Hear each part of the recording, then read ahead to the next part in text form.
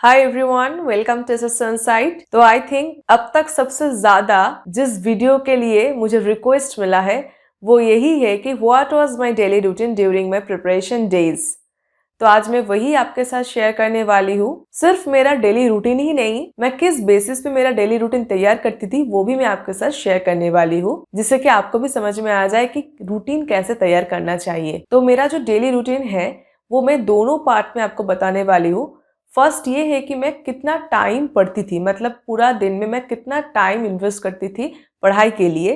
And next यही है कि उस टाइम में मैं कैसे पढ़ती थी, दैट मीन्स कौन सी टॉपिक किस टाइम में पढ़ती थी एंड कैसे पढ़ती थी। Through out my preparation days मेरा जो पढ़ने का टाइम था वो स्टैटिक था, बट मेरा जो डेली रूटीन था वो डायनामिक था। वो मेरा पढ़ाई के कंडीशन के ऊपर बेस करके चेंज करती रहती थी मैं। तो इसलिए रूटीन मेरा after a certain interval of time change होता रहता था, बट मेरा जो पढ़ने का पर्टिकुलर टाइमिंग्स था वो सब कंस्टेंट था। तो पहले आते हैं मेरे पढ़ाई के टाइमिंग के ऊपर, मैं कितना टाइम पढ़ाई के लिए इन्वेस्ट करती थी। तो मैंने जब रूटीन बनाना स्टार्ट किया तो पहले मैंने ये डिनोट कर लिया कि मेरा पढ़ाई का स्टार्ट टाइम क्या है एंड मेरा पढ़ाई का एंड टाइम कौन सा है। दैट मीन्स एक दिन में मैं कौन से टाइम से कौन से टाइम तक मैं पढ़ाई करूंगी। तो पहले ही मैं बता देती हूँ कि मैं लेट राइजर हूँ। मोस्टली जो एस्पिरेंट है वो मोस्टली सुबह 4-5 बजे तक उठ के या 6-7 बजे तक उठ के पढ़ाई करने बैठ जाते हैं, बट मैं 10 बजे तक उठती थी क्योंकि मैं लेट सोती थी।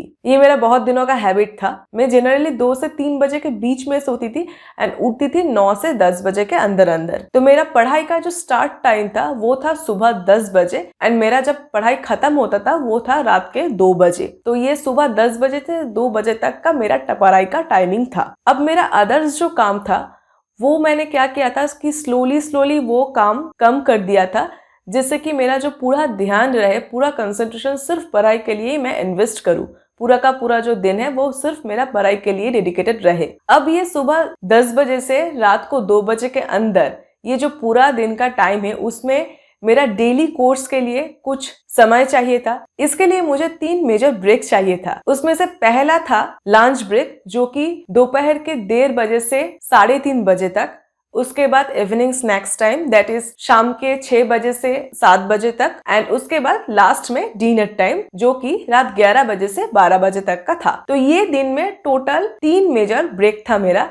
ये 3 मेजर ब्रेक की वजह से मेरा जो पूरा स्टडी टाइम था वो 4 स्लॉट में डिवाइड हो गया था। दैट मीन्स सुबह 10 बजे से लेकर दोपहर को 1:30 बजे तक, उसके बाद दोपहर को 3:30 बजे से लेकर शाम 6 बजे तक, आफ्टर दैट शाम 7 बजे से रात का 11 बजे तक, एंड देन जाके रात का 11 बजे से 2 बजे तक का मेरा 4 टोटल टाइम स्लॉट था स्टडी के लिए। अब अगर ये जो 4 स्टडी टाइम स्लॉट्स था वो अगर ऐड करोगे तो टोटल 12 आवर्स होता है। बट मैं 12 आवर्स नहीं पढ़ती थी। जो भी मेरा स्टडी टाइम था उस बीच में मेरा माइनर ब्रेक्स के लिए जरूरत पड़ता था, क्योंकि मैं कंटिन्यूअसली ऐसे 2-2.5 घंटे नहीं पढ़ पाती थी, मुझे ब्रेक्स की जरूरत पड़ती थी। तो ऐसे कुछ सर्टेन टाइम इंटरवल के बाद मैं ब्रेक्स लेती थी, ऐसा कुछ नहीं था। जब भी मुझे पढ़ने को अच्छा नहीं लगता था, बोर लगने लगता था, ऐसे डिसअपॉइंटमेंट आ जाता था, ऐसे मैं ख्यालों में खो जाती थी कि मेरा एक्चुअल में सिलेक्शन होगा कि नहीं, हर दूसरे दिन ऐसा ही ख्याल आता रहता था मन में। तो जब भी ऐसा कुछ नेगेटिविटी मन में आ जाता था तो मैं एक छोटा सा ब्रेक ले लेती थी, क्योंकि वैसा ख्याल मन में रखते हुए कभी भी मैं स्टडी कंटिन्यू नहीं कर सकती थी। तो इसलिए मैं छोटा सा ब्रेक ले लेती थी, थोड़ा इधर उधर घूम के आ गई, थोड़ा माँ के साथ बात करके आ गई, ऐसे ही करके मैं 5-10-15 मिनट का ब्रेक ले लेती थी। तो कुल मिला के ये जो मेजर एंड माइनर ब्रेक से अगर मैं इसको डिडक्ट कर दूं तो कम से कम मेरा ऐसा एक इंटेंशन रहता था कि एटलीस्ट मैं दिन में 10 घंटे पढ़ाई के लिए इन्वेस्ट करूं। तो अब इस बीच में अगर मुझे कहीं बाहर जाना पड़ा तो उसके लिए मैं शाम का टाइम रखती थी कि आफ्टर 6 PM को मैं बाहर जाऊं, अगर मुझे कहीं पे जाना हो तो जिस दिन मैं बाहर जाती थी उस दिन मेरा 10 घंटा पढ़ाई नहीं होता था, क्योंकि मेरा जो शाम का जो पढ़ाई का टाइमिंग था 7 से 11 PM तक, वही इन्वेस्ट करना पड़ता था कभी पे अगर बाहर जाना हो तो उस बीच में मेरा हार्डली 1 से 1.5 घंटा ही पढ़ना होता था। तो उस दिन मेरा लगभग 8 आवर्स के आसपास पढ़ाई होता था, बट वो ज्यादा नहीं होता था। मतलब महीने में 2-4 बार ही ऐसे मैं बाहर जाती थी। एंड मोस्टली मैं लगभग 10 घंटा पढ़ाई करने की कोशिश करती थी। तो ये रहा मेरा टाइमिंग। मेरा जो यही टाइमिंग है, यही टाइमिंग मैंने कंटिन्यू किया throughout my preparation test. जितना दिन मैंने तैयारी किया एग्जाम्स के लिए, उतना दिन मेरा यही टाइमिंग स्लॉट था। अब आते हैं मैं इस टाइमिंग स्लॉट्स में कौन से टाइम में कौन सा सब्जेक्ट पढ़ती थी। दैट मीन्स मेरा डेली रूटीन क्या था पढ़ने का। उसके आगे मैं एक बात बताना चाहती हूँ कि जो भी फ्रेशर्स कैंडिडेट्स है, जो एसएससी के डिफरेंट एग्जाम्स के लिए तैयारी कर रहे हैं, जो भी बिगिनर्स है, वो हमेशा एक कंफ्यूजन में रहता है कि उनको सेल्फ स्टडी करना चाहिए या कोई कोचिंग ज्वाइन कर लेनी चाहिए। तो मैं हमेशा सेल्फ स्टडी प्रेफर करती हूँ, क्योंकि मैंने खुद सेल्फ स्टडी किया है एंड इसलिए मैं सेल्फ स्टडी करने का ही सलाह देती हूँ हमेशा सभी को। बट हर वक्त वो सभी के लिए पॉसिबल नहीं होता है, क्योंकि वो कॉन्फिडेंस रखना थोड़ा सा मुश्किल हो जाता है कि अगर मैं सेल्फ स्टडी करूँ तो मैं सही दिशा में जा पाऊंगी या नहीं। तो इसलिए कुछ एस्पिरेंट्स को एक कंटिन्यूअस गाइडेंस की, एक प्रॉपर गाइडेंस की जरूरत पड़ता है। तो अगर कोई एस्पिरेंट को ऐसा लगता है कि नहीं, अगर सेल्फ स्टडी करूंगी तो हो सकता है कि वो ठीक से ना हो मेरे से, तो ये बेहतर ही होता है कि वो कोई ऑनलाइन कोचिंग ज्वाइन कर ले। तो टेक्स्ट बुक फ्रेशर्स एस्पिरेंट्स के लिए एक बहुत अच्छा कोर्स लेके आया है, जो कि इंग्लिश में भी अवेलेबल है एंड बाइलिंगुअल भी अवेलेबल है। ये स्पेशली डिजाइन किया गया है बिगिनर्स के लिए।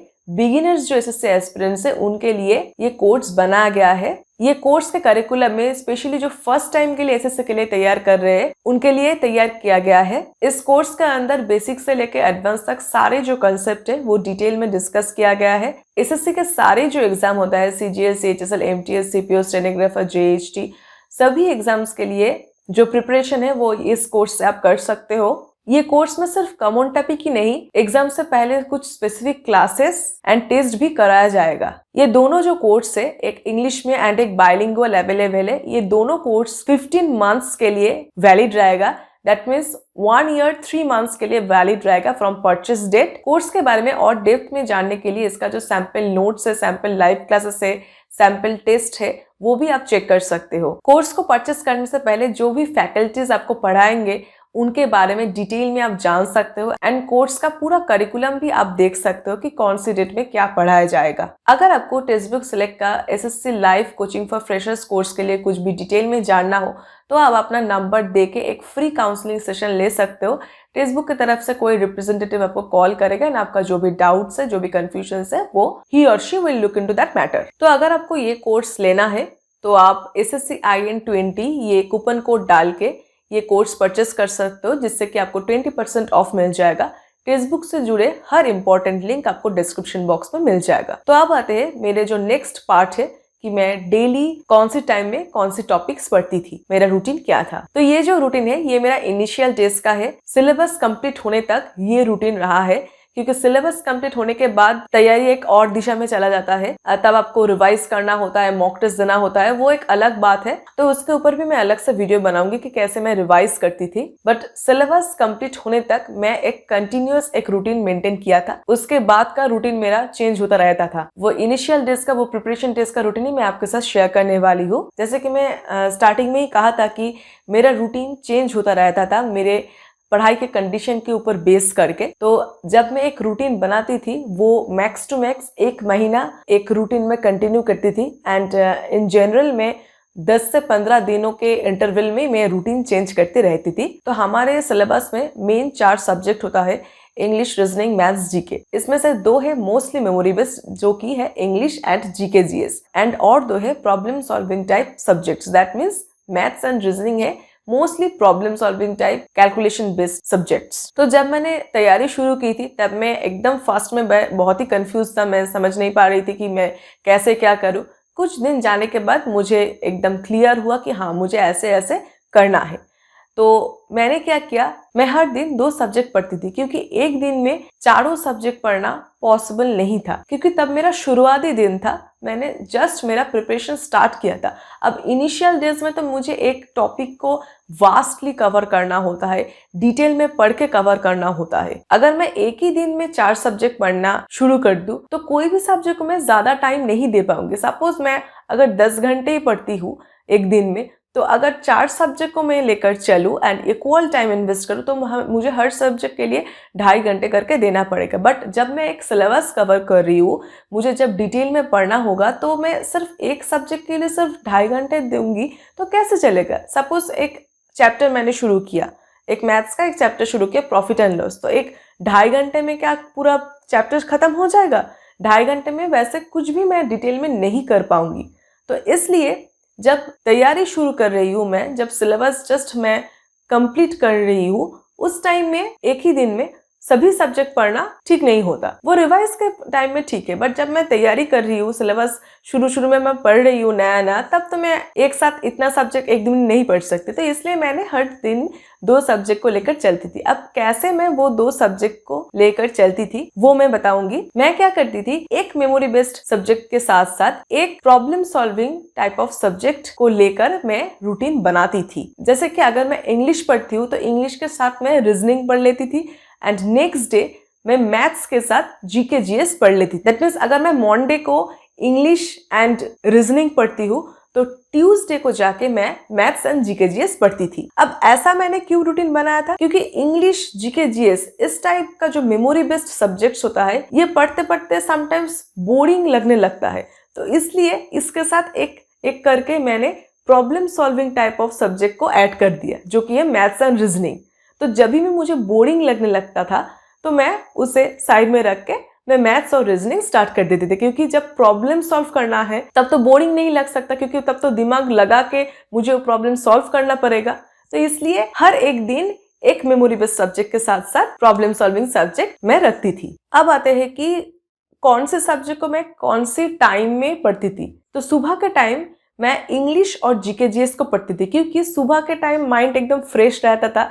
सुबह एकदम एक जोश लेके उठती थी मैं कि हाँ, आज तो एकदम सब पढ़ के एकदम सब कुछ खत्म कर दूंगा एक ही दिन में, ऐसे एकदम जोश लेके उठती थी सुबह। तो सुबह इसलिए ऐसा होता था कि जो भी दोगे वही मैं पढ़ लूंगी एकदम, मतलब ऐसे एकदम ऐसे माइंड सेट रहता था मेरा। तो इसलिए सुबह के टाइम जो थोड़ा सा कंसंट्रेशन की ज़रूरत है, ज़्यादा कंसंट्रेशन की ज़रूरत है, वो टॉपिक मैं सुबह को रखती थी। जिस दिन इंग्लिश पढ़ना है उस दिन इंग्लिश पढ़ती थी, जिस दिन जीके जीएस पढ़ना है उस दिन जीके जीएस पढ़ती थी। तो सुबह के जो 10 बजे से 1:30 बजे तक का जो टाइमिंग है वो इंग्लिश के दिन इंग्लिश एंड जीके जीएस के दिन जीके जीएस पढ़ती थी। उसके बाद आते हैं दोपहर के टाइम 3:30 से 6 बजे तक। अब दोपहर के टाइम थोड़ा सा लेजीनेस आता था, थोड़ा सा ड्राउजीनेस आता था। तो उस टाइम में ऐसे पढ़ने का, जो रिगोरसली पढ़ने का चीज़ है वो मैं नहीं पढ़ती थी। प्रॉब्लम सॉल्विंग चीज़ें मैं करती थी, जैसे कि मैथ्स के दिन मैं मैथ्स करती थी, रीजनिंग के दिन मैं रीजनिंग करती थी। क्योंकि जब कोई प्रॉब्लम सॉल्व करना हो तब तो नींद नहीं आ सकता, तब तो मुझे प्रॉब्लम सॉल्व करना है, वही दिमाग में चलता रहेगा। तो इसलिए दोपहर के टाइम, जिससे कि टाइम वेस्ट ना हो, अगर मैं स्लीपी मूड में अगर मैं कोई ऐसे इंग्लिश या जीके जीएस टाइप का पढ़ाई करने बैठूं, वो ठीक से पढ़ाई नहीं होता है। मतलब जो पढ़ूंगी वो तो पढ़ाई तो वो कर लूंगी, बट बाद में हो सकता है कि वो ठीक से याद न रहे, अच्छे से कंसंट्रेशन नहीं रहने की वजह से हो सकता है कि वो ठीक से मुझे याद ना रहे। तो इसलिए मैं उस टाइम में कोई भी रिस्क नहीं लेना है, एकदम फुल टाइम यूटिलाइज करना है। इसलिए मैं प्रॉब्लम सॉल्विंग जो टॉपिक्स है वही मैं उस टाइम में पढ़ती थी। तो दोपहर के टाइम मैं मैथ्स के दिन मैथ्स करती थी एंड रीजनिंग के दिन रीजनिंग करती थी। उसके बाद आते हैं शाम के 7 बजे से 11 बजे तक। तो शाम के 7 बजे से मैं फिर से इंग्लिश और जीके जीएस शुरू करती थी, बट वो कंटिन्यू नहीं करती थी। लगभग 9 बजे के आसपास मैं वो चेंज करके आइदर मैथ्स और रीजनिंग में स्टार्ट कर देती थी एंड आफ्टर डिनर 12 बजे से 2 बजे तक मैं वही कंटिन्यू करती थी। दैट मीन्स मैथ्स के दिन मैथ्स एंड रीजनिंग के दिन रीजनिंग, क्योंकि सेम ही कारण है, वही डिनर करने के बाद ऐसे थोड़ा सा ड्राउजीनेस आ जाता है, मतलब सोने का मन करता है। तो इसलिए तब मैं फिर से वो प्रॉब्लम सॉल्विंग जो सब्जेक्ट है वही मैं रखती थी। तो ऐसे ही मेरा डेली रूटीन चलता रहा सिलेबस खत्म होने तक। एंड ऐसे ही मैं कुछ दिन बाद रूटीन चेंज करते रहती थी अपने कंडीशन के ऊपर बेस करके। जैसे कि मैं एक मैथ्स के ऊपर कुछ दिन पहले वीडियो बनाया था कि कैसे मैंने एक चेंज लेके आई थी, मेरे मैथ्स का जो प्रैक्टिस था उसमें कैसे मैंने चेंज लेके आई एंड वो कैसे सक्सेसफुल हुआ था। एंड मैं छोटा छोटा टारगेट बना के पढ़ती थी। जैसे कि मैंने एक वीडियो बनाया था किरण के इंग्लिश प्रीवियस सॉल्व पेपर का बुक के ऊपर, 100 डेज स्ट्रैटेजी, ऐसे एक वीडियो है, डिस्क्रिप्शन में आपको मिल जाएगा वो वीडियो, कि 100 डेज का मैंने एक स्ट्रैटेजी बनाया था कि कैसे हर एक चैप्टर को किरण का जो चैप्टर्स है इंग्लिश बुक में वो कैसे ख़त्म करना है। जैसे कि 10-15 दिन में ही synonyms, antonyms, idioms and phrases ऐसे करके मैंने एक रूटीन बनाया था।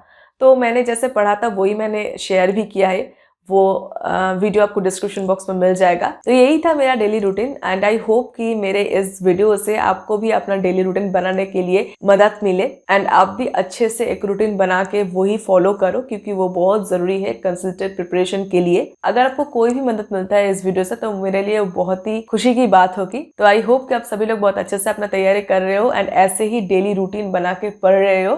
That's all, thank you.